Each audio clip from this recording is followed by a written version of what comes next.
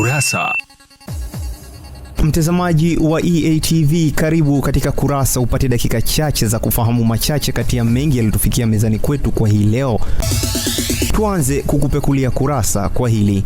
Katika hali ya kukabiliana na msongo wa mawazo na kuongeza ufanisi wa kazi, baadhi ya wafanyakazi wilayani Babati mkoani Manyara watatumia uwepo wa wanyamapori wa kufugwa kama suluhu kwao.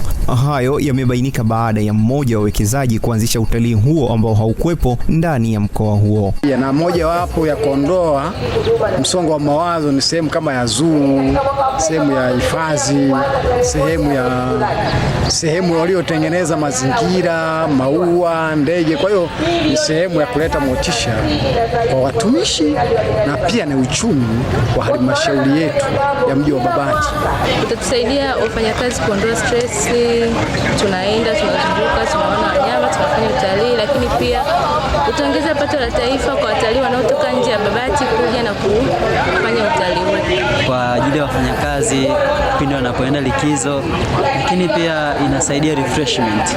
Unajua wafanyakazi wengi wanakuwa kazini muda mrefu, unakuwa hamna eneo zaidi la kwenda kutembelea kama tunavyoona labda Tarangire na Serengeti na mbuga zingine ziko mbali, lakini huduma ya zoo inapokuja karibu, wananchi especially hawa wafanyakazi wanaweza wakafanya refreshment. Tuendelee na Kurasa. Mvua inayoendelea kunyesha kwenye maeneo tofauti ya halmashauri ya mji wa Bariadi mkoani Simiyu imesababisha mafuriko ya maji kujaa ndani ya makazi ya watu waishio mtaa wa Butiama iliyo ndani ya mji huo. Miongoni mwa vifaa vilivyotumika na wananchi ni pamoja na ndoo ambazo wamelazimika kuchota maji hayo na kuyamwaga nje, huku wengine wakitoboa baadhi ya kuta za nyumba na uzio ili kuruhusu maji yaliyoingia yaweze kutoka nje.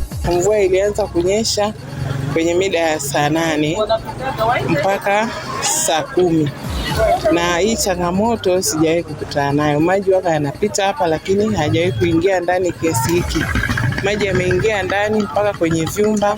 Kuna vitu vimeharibika, chakula, magodoro yamelowana, nguo za watoto. Kwa hiyo maji yanasumbua muda mrefu sana. Karibu na miaka 5 mimi nimefika. Haya maji yananyesha mvua kule juu, maji yote yanatemba kuja hapa.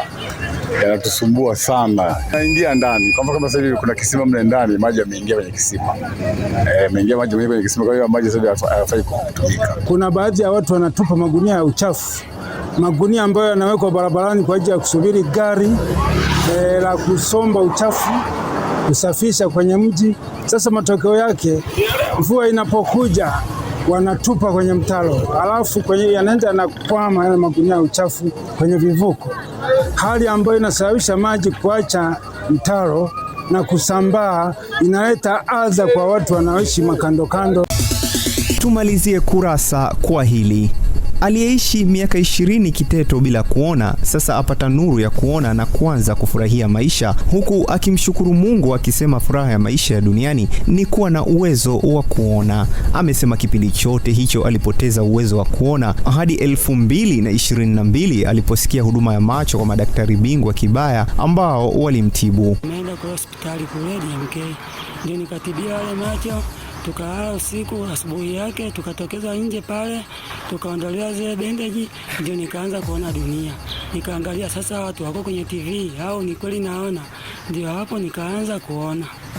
Maana macho ndio kila kitu, lakini kama huoni, kwa kweli ni changamoto kubwa sana, mtihani. Na bila macho huwezi kufanya lolote, na bila macho huwezi kutambua chochote. Utajiona kama mtu uliotengwa kwenye hii dunia. Utajiona kama ni mtu yani sijui ukoje.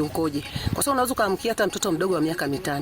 Ninaomba serikali hasa iweze kuwasaidia na iweze kushusha gharama kwa ajili ya tatizo hasa la macho, ukizingatia maisha kuna walala hoi, watu wako chini. Kwa hiyo ninaomba sana serikali ijikwamue hasa kwenye habari ya macho. Tumekufungulia na kukufungia kurasa kwa hayo machache kati ya mengi yaliyotufikia mezani kwetu kwa siku hii ya leo. Tafadhali usikose kuangalia kurasa, na kwa niaba ya wale wote walioshiriki kukuletea kurasa kwa hii leo, jina langu ni Ahmad Jaribu. Endelea kufuatilia vipindi bomba na makini kutoka hapa EATV.